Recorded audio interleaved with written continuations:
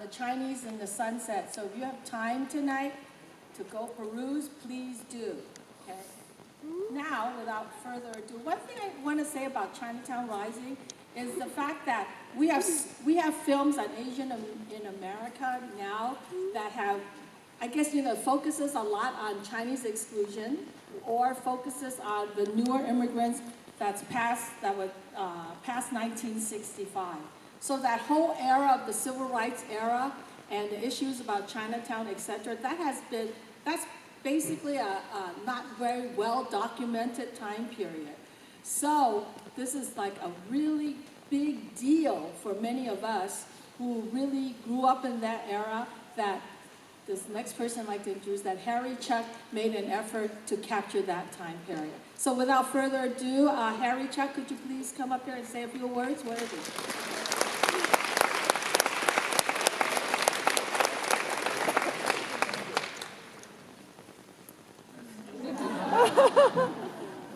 Harry always has something cute up his sleeve.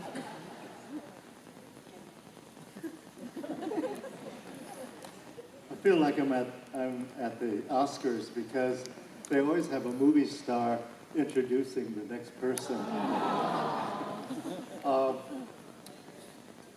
My son Josh and I are really happy to host this event with our film. The backstory is that this is probably the greatest story about procrastination. What I like about San Francisco State is that you have very forgiving teachers. And I'm from the class of '77, but I completed my master's thesis in 2019.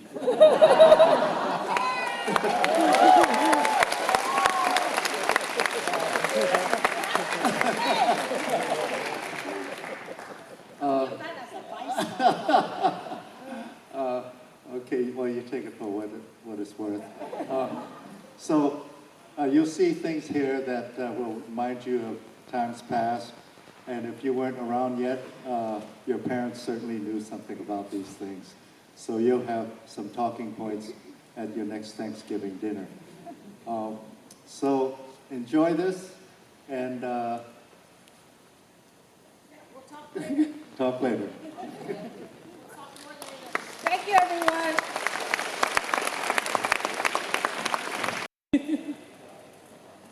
Why don't we start Lindsay? That's Phil Chen. He was at the end of the film. This is George Wu. I'm Lorene. Oops, one of the original strikers also. And she was interviewed for a book that's on sale over there by Asian American Studies. It's called Moving Mountains. So there was an interview about, she was also a striker here. And then, of course, that's Harry. Okay, let's give Harry a big warm applause.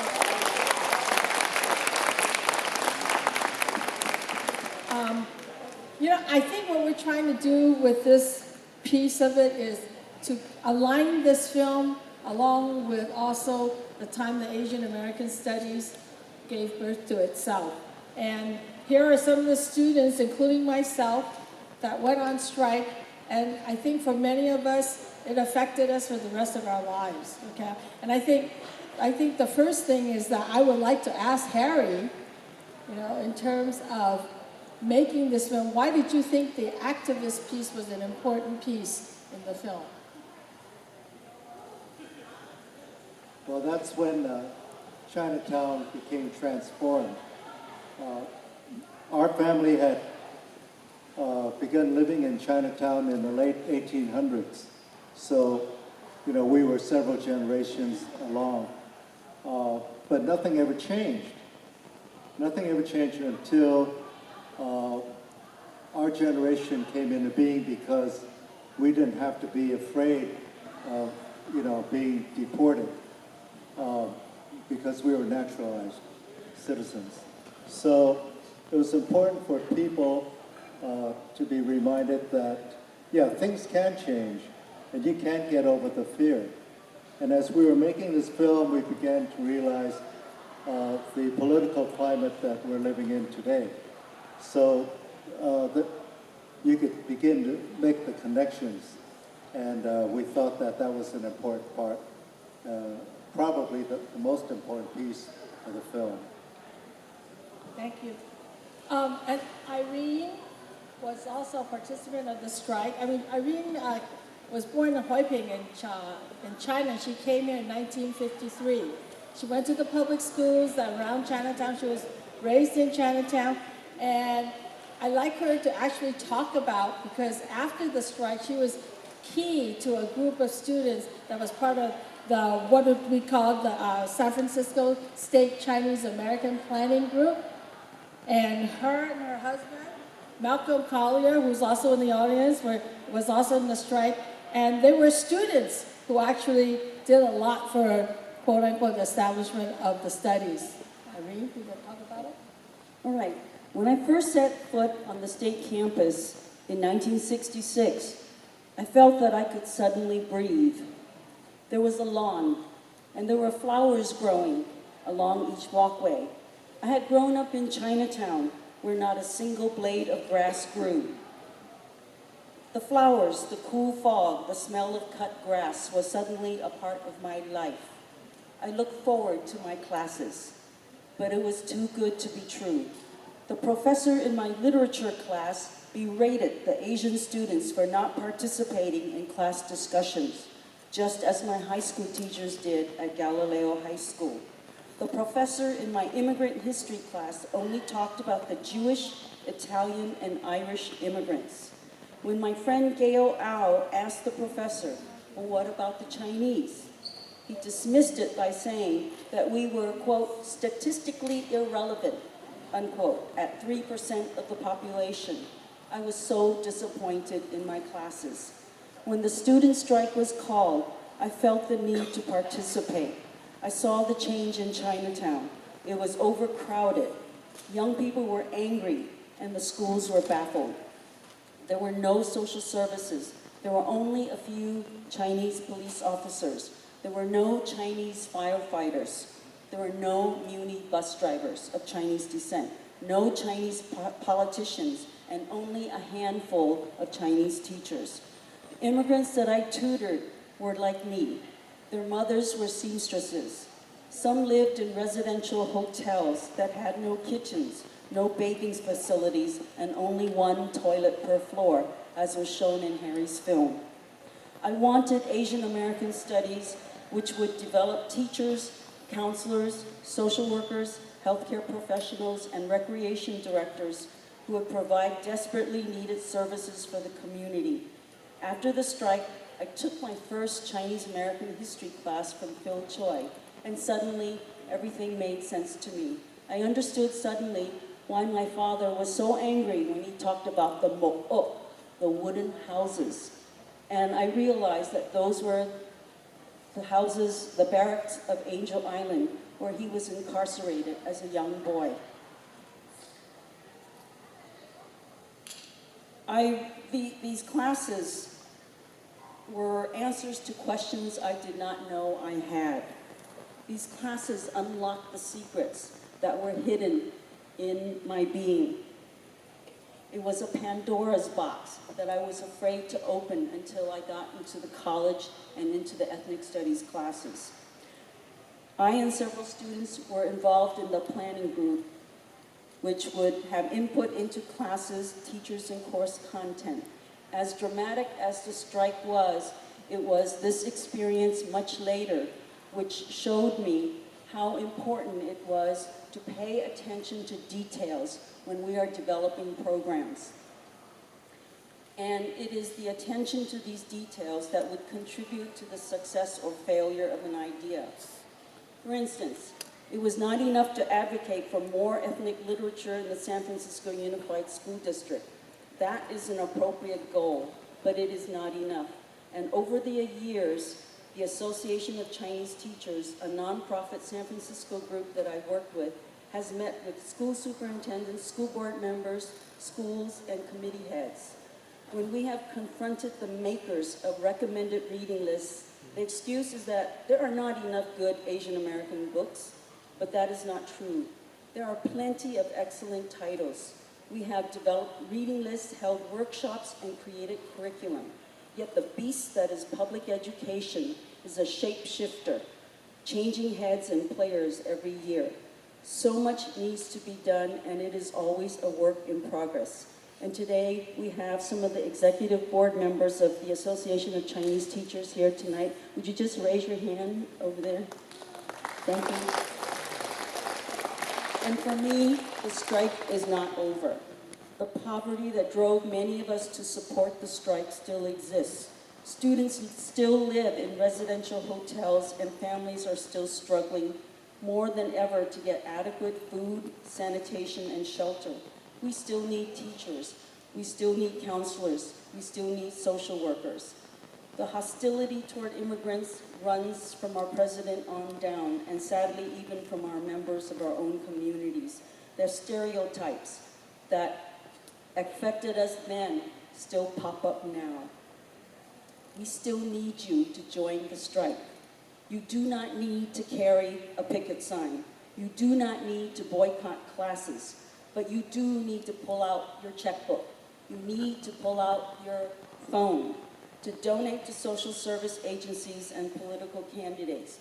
You must read a newspaper, not just the articles that have been curated for you online, but read the breadth and scope of city and world news.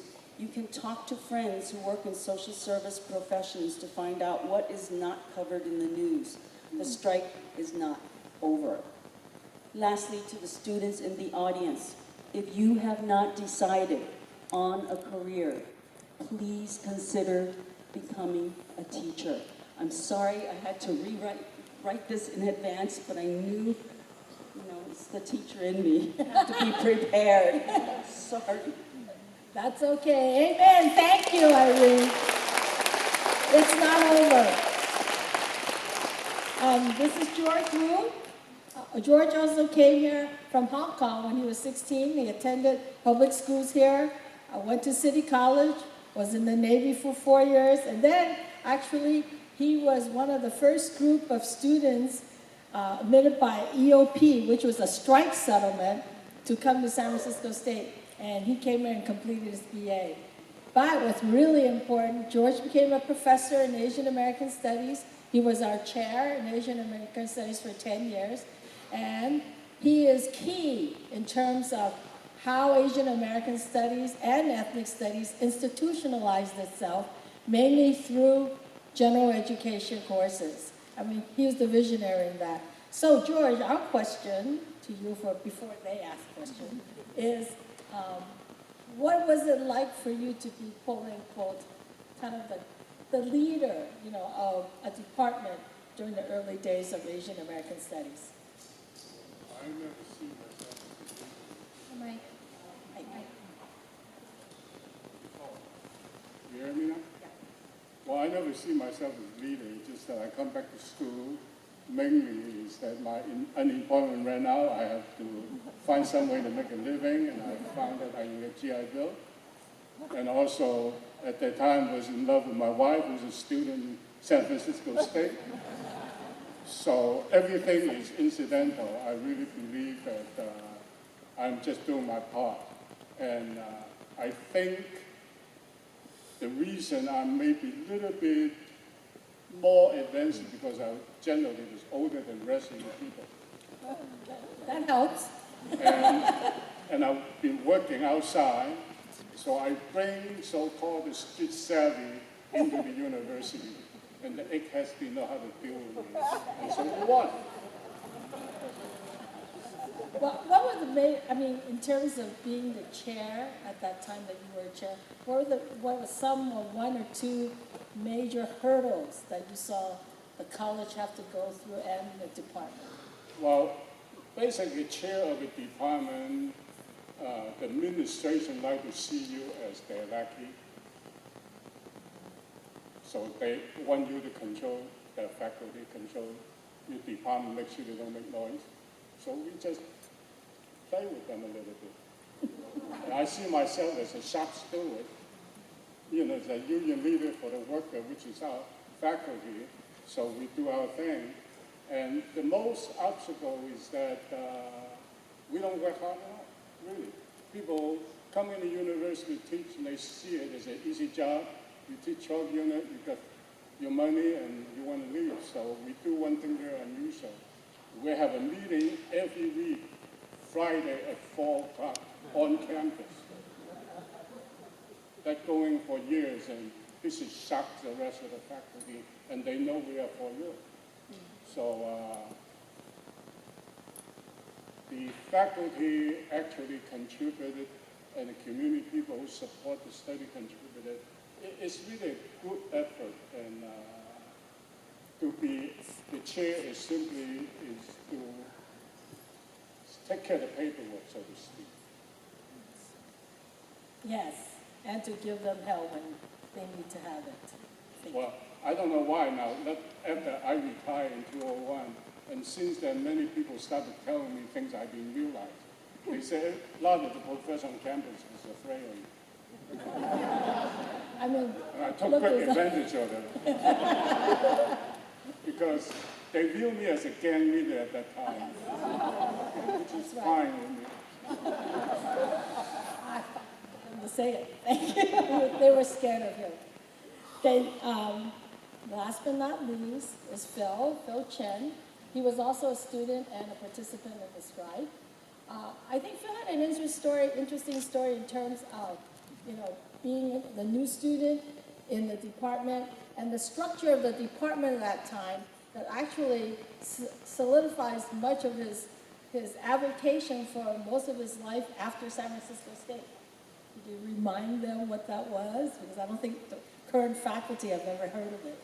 When I was at State and the strike got underway, first of all, I didn't have the fire that Irene had. I didn't have the dedication that Irene had. And I got pulled into it by a friend. Otherwise, I probably wouldn't have participated.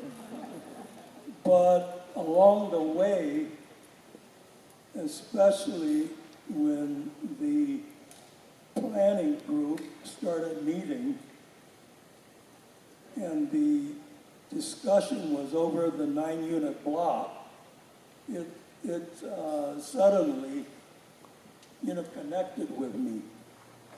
And what the 9-unit block was a way to give credits to students, but to require them to work in the community for 15 to 20 hours a week.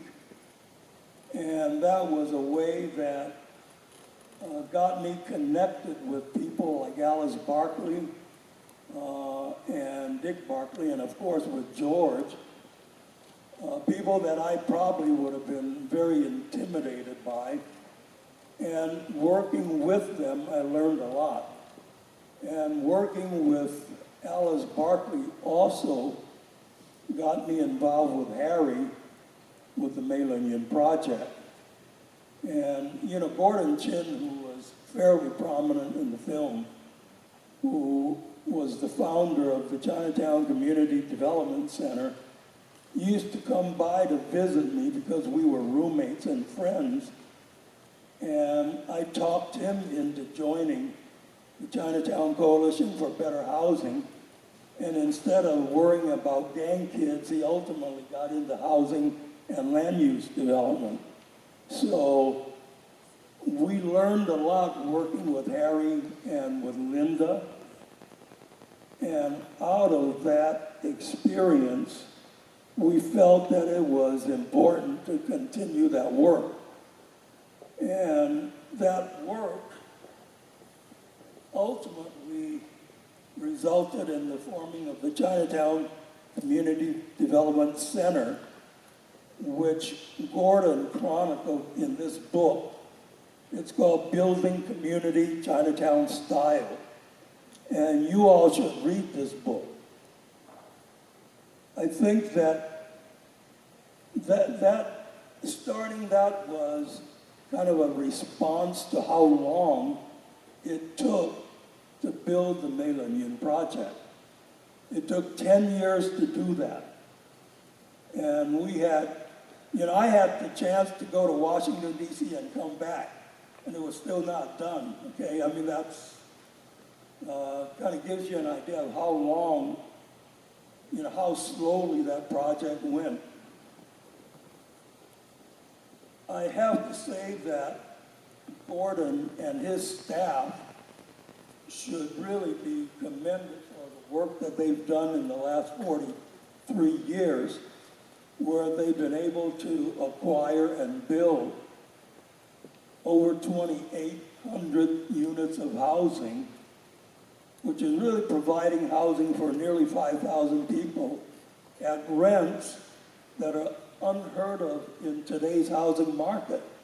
So again, all of this, I think, really got a kickstart from that 9-unit block.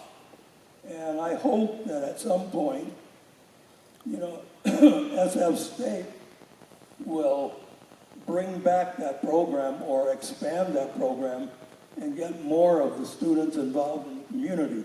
Without a direct connection with the community, any kind of Asian American studies program is purely academic. Yes. So those are my thoughts. Yeah, it's pretty simple. Thank you, Phil. I wanted to also acknowledge, is Jeanne Durand and Connie still here? Yes, they were also part of the Chinese American planning group, you know, during the early days of this aftermath of the strike. I think what's key for all of us here that are sitting here is that of course, that was the 60s was the convergence of many movements, but the Asian American studies, in terms of it blossoming and becoming what it was in the beginning, was very strongly tied to the community and affected all our lives in terms of our professions. And even after retirement, we're not exactly done. And it's like Irene says, it's never done. So with that said, we'd like to hear from you in terms of your questions for us, if you have any. Yes? No? Oh, there's one way back there. Hi, my name is Carrie Marr. My dad was in the film, and I'm a high school teacher. And I think one question that I have for you all, and I don't want to generalize about the young people that I work with because they're amazing, and they're doing a lot of important work, but I do notice that among Asian American teens today, particularly Chinese American teens, I'm seeing less of the kind of solidarity and third world affinity and learning from Black folks and all of that than there was perhaps in your generation. And I'm wondering how you talk to young people or your students today about the importance of Chinese American, Asian American solidarity with affirmative action and all people of color struggles.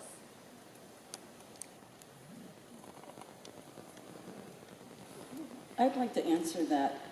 First of all, I think that at the high school level, we see that many of our African American and Latino students are much more open to issues like affirmative action and identity and searching for themselves. And it always seems to me that teachers are always saying that Asian American students are reluctant to accept that and to embrace that. And part of it is, from my own experiences, the gap between home language, and immigration, it is so strong, it is so different, that unless it is part of the school curriculum, and unless it's part of an acceptance of the school curriculum, you are not going to get your students to talk. And I know that from personal experience. I could not talk. I wanted to speak, but I never could speak. And for Asian American students, I think it happens much later than for African American and Latino students. It often does not happen until college, when you're suddenly set free and you're exposed to ideas in a much freer environment that we are able to let loose. So I think what we really want to do is still continue to press the issue, but know that for Asian American students, sometimes it doesn't happen until a little bit later.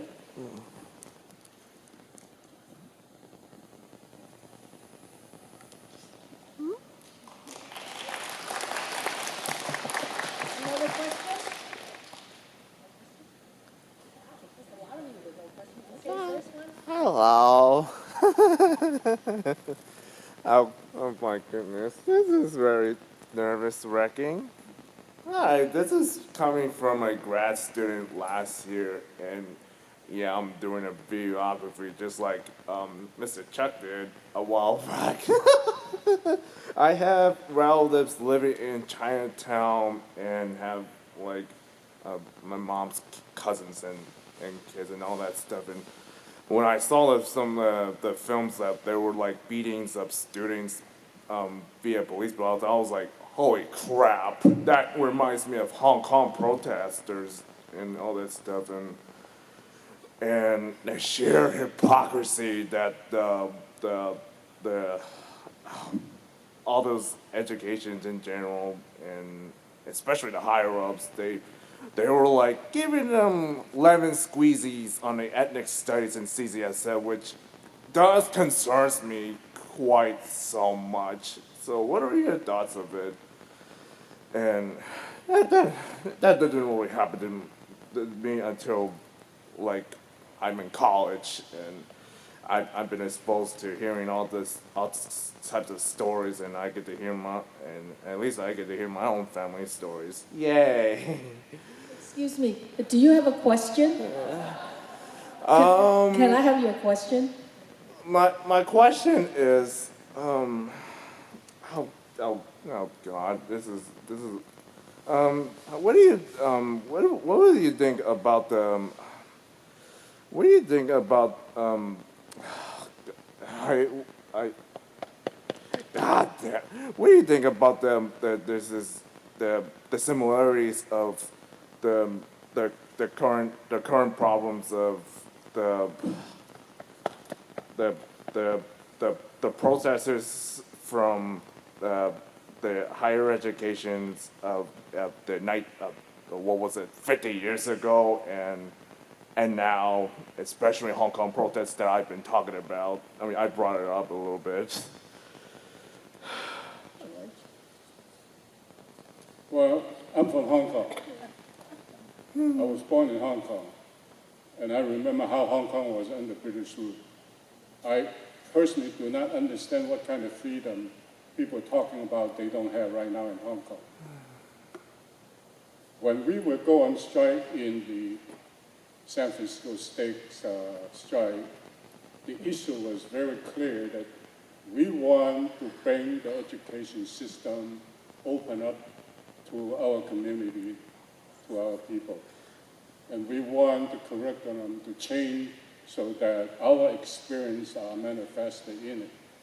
And right now, the issue in Hong Kong, to me, is fake issue. The issue is not what you see. Even you solve all the 5 demands, they will still raise hell.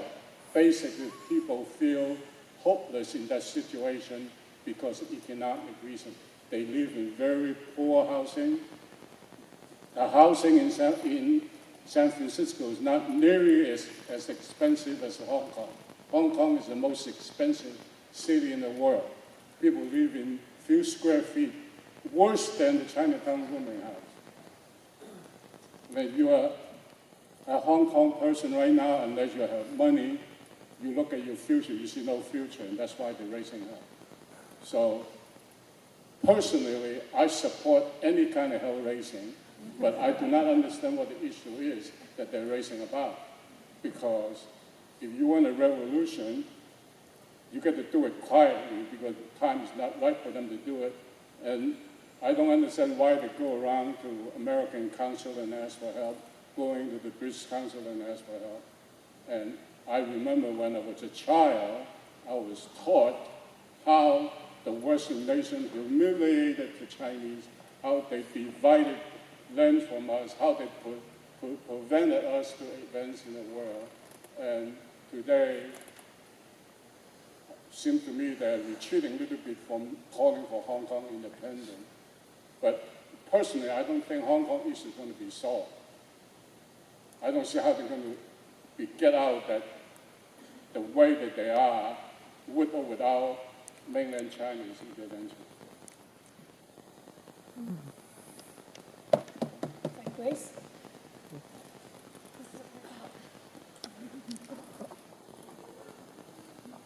Hi, I'm Grace Yu. Thank you so much for all of our elders that have been part of the Third World Strike. We are so appreciative of all the work that you've been doing. I actually had a question for the filmmaker, Harry, and I've been teaching Asian American history, and we always like to focus on the wins, but I so appreciate your film because you also talked about losses.